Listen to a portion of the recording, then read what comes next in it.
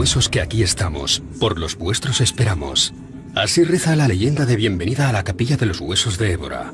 El templo fue construido por los jesuitas en el siglo XVI, usando más de 5.000 restos humanos. Una reflexión acerca de dónde procede nuestra especie y hacia dónde se dirige. La ciencia estima que nosotros, los seres humanos, tenemos cerca de 7 millones de años. Pero solo a partir de Darwin, ya en el siglo XIX, hemos comprendido que no somos la especie elegida, sino una especie única, entre otras muchas especies únicas, aunque eso sí, maravillosamente inteligentes. Capaces de adaptar objetos, de hacer fuego, de moldear metales y de construir ruedas. ¿Realmente fue todo idea nuestra? Parece que en efecto, en el pasado de la humanidad, en un momento embrionario de lo que podemos considerar el paso del homínido al hombre, hay una especie de injerencia externa. ¿Qué, cómo nace la inteligencia? Es más, ¿por qué no hemos encontrado ninguna evidencia que permita explicar algunos de los grandes enigmas sobre los que se sustenta el fundamento mismo de la civilización, la domesticación de animales? No hay una explicación. ¿Cuándo? ¿Cómo comenzó eso? ¿Cómo comenzó la agricultura? Nadie ha encontrado una evidencia. ¿Se encuentra la agricultura de repente? En todas las partes del globo. Pero si examinamos las leyendas, se dice que son traídos por dioses. La cosa es, ¿los dioses los imaginaron o tuvieron una intervención real? Seguimos sin tener muy claro de dónde venimos. No nos ponemos de acuerdo en hacia dónde vamos. No sabemos por qué somos tan diferentes a todas las especies que pueblan nuestro planeta, y si deambulamos o no, solos por el cosmos.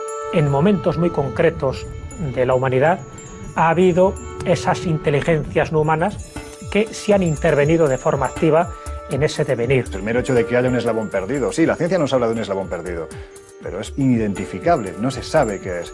Es un salto cuantitativo, cualitativo, que se produce en un ser que no deja de ser lo más parecido a un simio, que de golpe y porrazo se convierte en un ser absolutamente inteligente. ¿Qué proceso se produce en ese instante o quién maneja los hilos para que eso se lleve a efecto? ¿Por qué no pensar que esos dioses instructores del pasado, que esos posibles extraterrestres de una forma u otra hicieron algún tipo de tejemaneje para que finalmente nosotros seamos lo que somos, posiblemente un experimento? Son dioses ligados a las estrellas que traen al hombre ese tipo de conocimientos, y es más, que según toda otra serie de textos le traen la tecnología y todos los rudimentos de la civilización. Todos ellos dan el mismo mensaje. Ellos fueron nuestros creadores o intervinieron en nuestra evolución para ser lo que somos. Y además hay un segundo mensaje. En todas ellas volveremos.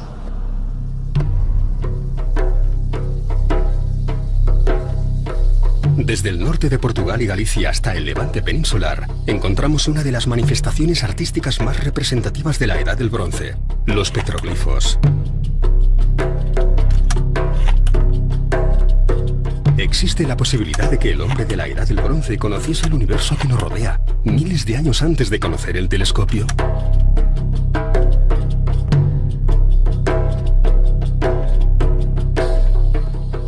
Los petroglifos nos muestran alineaciones planetarias, nos muestran constelaciones lejanas, nos muestran incluso formas que podemos relacionar con galaxias. Y con una antigüedad que en algún caso se remonta hasta casi los 100.000 años. O sea, ¿quién era capaz hace 100.000 años de conocer ciertas constelaciones y tallarlas, inscribirlas? Estaban viendo en el firmamento fenómenos extraños y nos lo dejaron representados en su piel. Parecen estar dándonos una visión cósmica de una humanidad que no tenía tales conocimientos. Estamos en la noche de los tiempos. Todas las religiones antiguas nos hablan de una suerte de divinidades procedentes de los cielos y nos habrían acompañado a lo largo de la historia. ¿Fueron ellos nuestros instructores? Los petroglifos, igual que las pinturas rupestres, nos remiten a un tipo de información privilegiada porque aquellos que lo hacían tenían que tener un tipo de conocimiento muy específico para realizar luego ese tipo de grabados. Si el telescopio no se inventa hasta la Edad Media, ¿cómo pudieron tener conocimiento de esos acontecimientos? Entiendo que petroglifos como por ejemplo los que nos encontramos en Galicia, en Campo Lameiro, donde además observamos esas extrañas espirales, esos fenómenos cosmológicos que también allí se representan, pues verdaderamente es porque el hombre del pasado algo veía, porque además atendamos a que el que representa eso ahí es lo más parecido a lo que podemos denominar un hombre de poder, un chamán, ¿no? El que tiene el acceso al conocimiento, el que sabe, esa es la traducción de la palabra chamán. Cuando estudiamos todo ello, vemos claramente que está señalando a determinadas estrellas. Si no se trata de un fenómeno natural, ¿de qué podemos estar hablando? Lo que encontramos representado en la prehistoria posiblemente trataba de atraer hacia sí aquellos seres que les instruyeron además en algunos de sus conocimientos. A mi juicio estaríamos ante una evidencia de que hemos recibido visitas desde la más remota antigüedad. Resulta que todo el planeta está lleno de megalitos, es decir, menires, que son esas piedras iniestas de forma fálica, de dólmenes, que son dos piedras con otra encima, de cromlechs, que ya son como torretas con varias piedras iniestas y otra encima. ¿Cómo puede uno explicar que hace quizá 7.000 años, 10.000, 12.000 años, en todo el planeta surgiera la misma costumbre? Esto no podía ser casual, pero lo interesante es cuando los astrónomos entran en juego y te dicen que además muchos de estos monumentos tenían una orientación astronómica precisa. No hay explicación posible, salvo que pensemos en que hubo en una antigüedad más remota una civilización planetaria, es decir, salvo que pensemos que ese conocimiento les ha venido de algún sitio. El hecho de que 7.000 años después de que fueran erigidos esos menires y lo podamos admirar hoy, lo único que refleja es la necesidad del hombre antiguo de que su obra perdurara en el tiempo. Tal vez porque el mensaje no era para su época, sino para una época posterior, para nuestros tiempos. Estamos en un momento en el que la fenomenología ovni vuelve de nuevo a reactivarse en todo el mundo. ¿Y si lo que nos legaron nuestros antepasados tenía que ser interpretado en una clave moderna?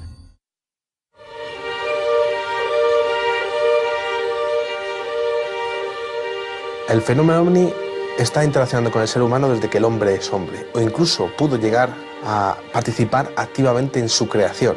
A día de hoy no se conoce el eslabón perdido entre el homínido y el hombre, y es posible que pudiese haber una intervención extraterrestre en la creación del ser humano.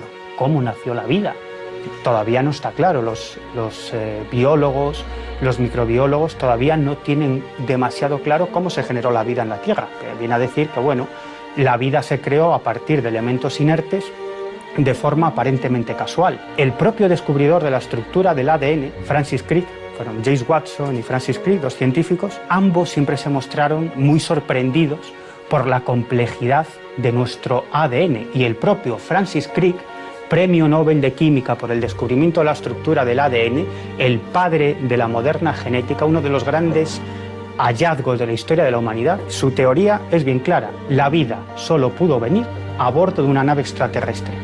Eso lo dice Francis Crick, el descubridor de la estructura del ADN. Él ha dicho que la única explicación para que el ADN, que no hay duda que ha llegado del espacio, hubiera llegado intacto, hubiera sido a bordo de una sonda extraterrestre que lo hubiera depositado aquí tras haberse generado la vida, según él, de una forma de evolución darwinista en cualquier otro planeta.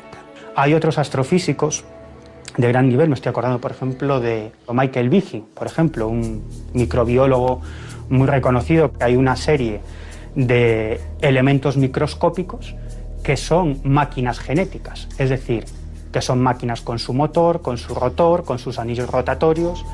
Desde el punto de vista de Michael Behe y otros muchos microbiólogos, son máquinas ensambladas por algún tipo de inteligencia. Desde su punto de vista no se han podido ensamblar por sí solas porque cada una de sus partes no tiene una función predeterminada, por lo tanto no han podido evolucionar según la teoría de la selección natural.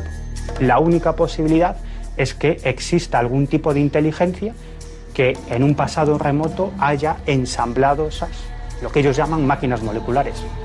Bueno, yo me pregunto, quizás sí hemos localizado esa inteligencia, o esa inteligencia está interactuando con nosotros de algún modo, ¿no? Y si el fenómeno ovni tiene mucho que ver con esa inteligencia, que ha sido la responsable de crear la vida en la Tierra, es una pregunta. Objeto volador no identificado. Es así como llamamos a esos inexplicables artefactos que surcan los cielos. Muchos testigos no solo afirman haberlos tenido cerca, sino que además aseguran haber visto a los que serían sus tripulantes. Si tuviéramos que establecer por parte de la ufología más científica una élite, un podium, ¿no?, de testigos, sin lugar a dudas los pilotos serían los que estarían en primer lugar. No estamos hablando de 10 ni de 100, estamos hablando de miles de testimonios de los que esos pilotos, que son quienes más saben de lo que hay del aire, referencian haberse enfrentado a algo extraño, algo que para ellos, desde su modesto conocimiento, que por supuesto que es mucho, no tenía explicación. A pesar de ser muchas, las ocasiones en que el fenómeno ovni se ha cruzado en el camino de pilotos y radares, este sigue siendo el mayor tabú dentro del mundo de la aviación. En 1957 se ve involucrado el entonces capitán Lemos Ferreira, que más tarde llega a ser general y después jefe de Estado Mayor de la Fuerza Aérea. Estamos hablando de un caso en el que él estaría en un vuelo de entrenamiento nocturno con 3 sargentos más. Vuela cerca de los 25.000 pies, todo va bien. De repente surge un punto de luz amarillo frente a ellos, pero que no logran estimar ni su tamaño ni la distancia a la que se encuentra. Y nada más encender el radar, aparece una bola luminosa que se pone claramente a jugar con el avión. Se aproxima, huye, para aquí, para allá. El panel de control totalmente iluminado. Poco después, el objeto cambió de tamaño. Pasó de ser una bola pequeña amarilla a una bola anaranjada más grande. Y más tarde se convirtió en algo así como un dedo. Un dedo curvado, o una salchicha del color del hierro fundido. Los pilotos estaban atónitos. ¿Qué está pasando? ¿Qué ocurre? De dentro de aquella especie de dedo curvado salieron 4 esferas más que empezaron a circundar al objeto. Y en un determinado momento, todo aquello parece coger carrerilla y se lanza contra los aviones. La Fuerza Aérea emite un comunicado otorgando credibilidad a los pilotos, ya que son pilotos con muchas horas de vuelo. Los movimientos de aquellos supuestos, ¿cómo se llaman?, no identificados, ovnis, son movimientos que no corresponden de ninguna manera a un instrumento de vuelo que nosotros conozcamos. En el Casar de Cáceres, en Extremadura, nos encontramos con una de esas piezas tan incómodas para la arqueología. Tradicionalmente, las estelas funerarias tratan de describir hechos, vida y personalidad del fallecido al que retratan. Pero esta estela del siglo II, conocida como el astronauta del Casar, ¿a quién trataba de describir? Es una figura inquietante porque no tiene explicación alguna, una cabeza abombada, unos ojos achinados, orientales, sonrientes, con unas botas gruesas, muy llamativas, muy parecidas a las de los cosmonautas, con una especie de escafandra, cuello largo, los hombros levantados, alzados, y la leyenda que aparece en el cuerpo es totalmente indescifrable. A pesar de ser caracteres latinos, el texto no ha podido ser traducido. Solo la palabra Ilucia, en el tercer renglón, parece tener sentido, pero curiosamente se estaría refiriendo a Lug, dios celtíbero de la luz. Hay un caso con el entonces teniente Julio Guerra. Estaba cerca de los 6.000 pies, volando en un Sigma, y parece avistar una cosa brillante, como un reflejo del sol, sobre el panel de control de un avión. El objeto de repente asciende hasta su altura y se queda ahí mismo, frente a su avión. Perplejo, le dice a la torre de control que tiene enfrente un objeto que no conoce, una especie de bola de mercurio, que no tiene alas, que no tiene sistema de propulsión aparente y que no entiende cómo logró hacer una elevación desde casi el suelo hasta los 6.000 pies en unos segundos. La bola, sin desviarse, va a su encuentro, hace una pirueta, pasa por encima de su avión y se marcha.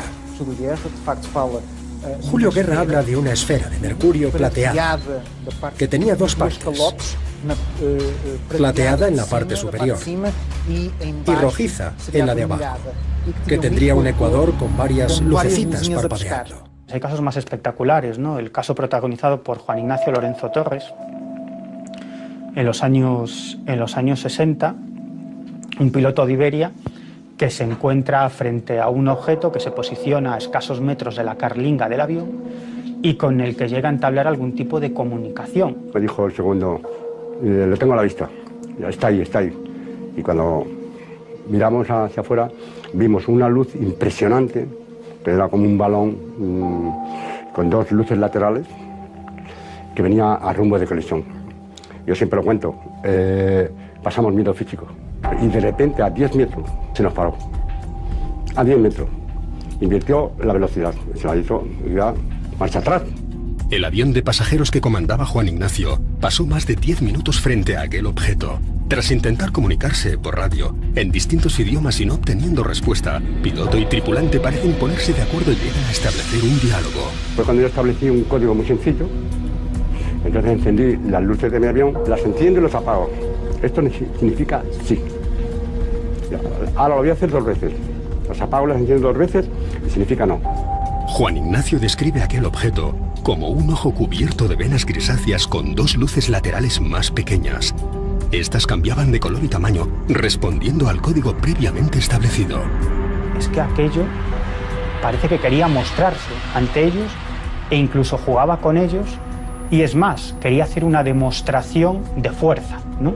Diciendo, bueno, mi tecnología está muy por delante de la tuya y puedo hacer contigo absolutamente lo que quiero.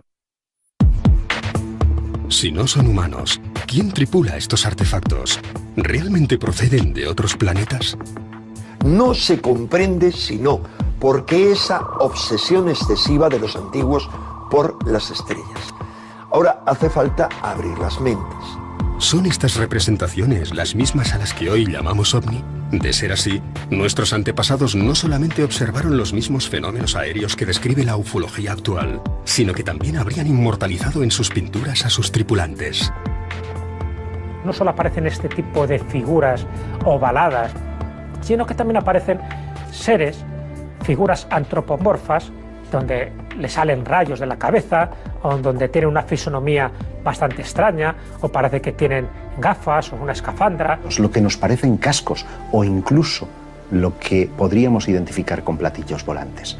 Circunstancias que no deberían de estar ahí, porque no tienen explicación.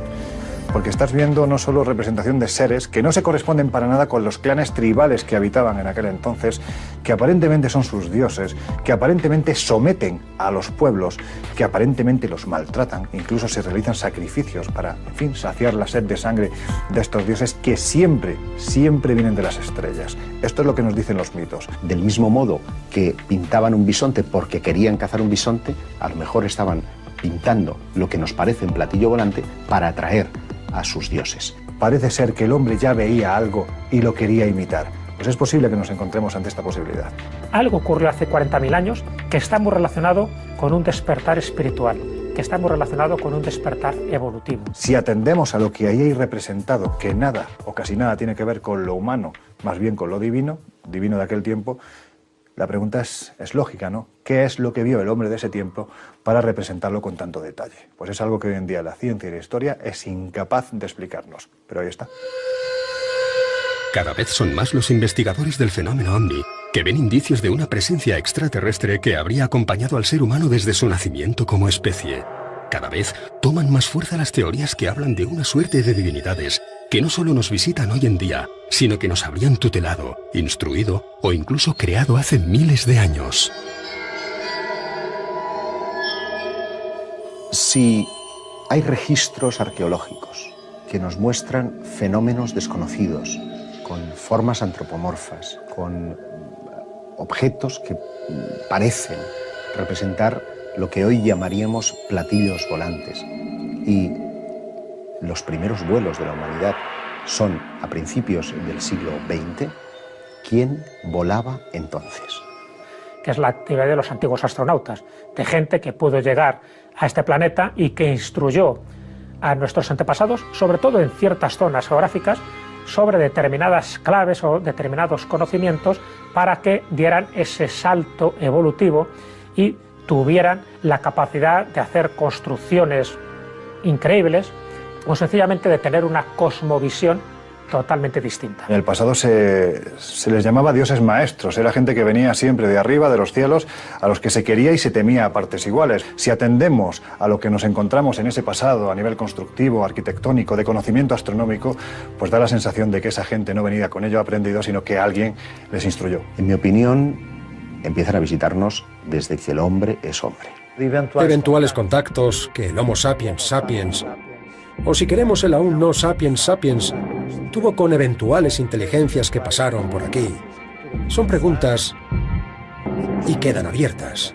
Durante toda la historia de la humanidad no han dejado de repetirse avistamientos ovni que la sociedad ha ido identificando de una u otra manera dependiendo de su cultura. En muchas escrituras antiguas aparecen encuentros con supuestas deidades. El gran enigma de si estamos solos o no ya se habría resuelto, y es, sin ninguna duda, la presencia continua de una inteligencia ajena a la Tierra que no deja de tener contactos esporádicos o públicos con diferentes sociedades, quizá para ir viendo la posibilidad de tener un contacto masivo algún día. En 1997 nace Dolly. Sus creadores lograron que, por primera vez, un animal se reprodujese de manera totalmente diferente a la natural, haciendo que las células de una oveja adulta hiciesen un viaje a su infancia y producir un animal distinto pero genéticamente idéntico, un clon. El objetivo de este experimento era lograr una mejora en la industria ganadera, pero lo que todos vimos en Dolly, la oveja más famosa de la historia, fue cómo aquello que había anunciado la ciencia ficción se hacía realidad. En lo que se refiere a la clonación, cuando comenzamos el proyecto en 1990, si hubiésemos dicho que nuestro objetivo era crear un clon de un animal adulto, la gente se hubiese reído, porque en ese momento se consideraba algo totalmente imposible.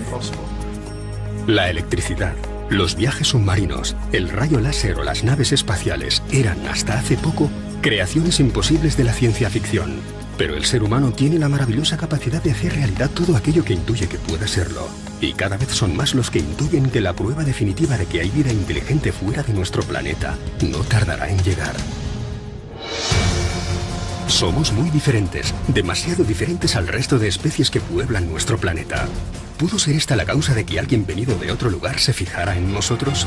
La arqueología nos deslumbra con nuevos y cada vez más intrigantes descubrimientos. ¿Cuándo descubrimos el telescopio? ¿Quién nos enseñó a hacer fuego? Aquello que el hombre pintó en sus cavernas, ¿es lo mismo con lo que los pilotos afirman haberse topado en nuestros días? ¿Existe la posibilidad de que alguien o algo nos esté visitando? ¿O ellos ya estaban aquí?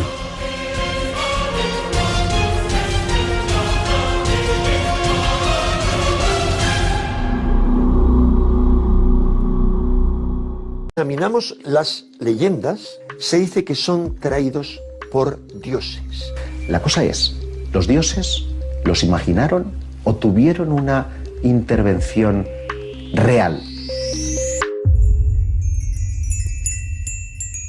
Seguimos sin tener muy claro de dónde venimos. No nos ponemos de acuerdo en hacia dónde vamos. No sabemos por qué somos tan diferentes a todas las especies que pueblan nuestro planeta, y si deambulamos o no, solos por el cosmos. En momentos muy... Así reza la leyenda de bienvenida a la Capilla de los Huesos de Évora. El templo fue construido por los jesuitas en el siglo XVI, usando más de 5.000 restos humanos. Una reflexión acerca de dónde procede nuestra especie y hacia dónde se dirige. La ciencia estima que nosotros, los seres humanos, tenemos cerca de 7 millones de años. Pero solo a partir de Darwin, ya en el siglo XIX, hemos comprendido que no somos la especie elegida, sino una especie única, entre otras muchas especies únicas, aunque eso sí, maravillosamente. Que no hemos encontrado ninguna evidencia que permita explicar algunos de los grandes enigmas sobre los que se sustenta el fundamento mismo de la civilización, la domesticación de animales. No hay una explicación. ¿Cuándo? ¿Cómo comenzó eso? ¿Cómo comenzó la agricultura? Nadie ha encontrado una evidencia. ¿Se encuentra la agricultura de repente? En todas las partes del globo. Pero si...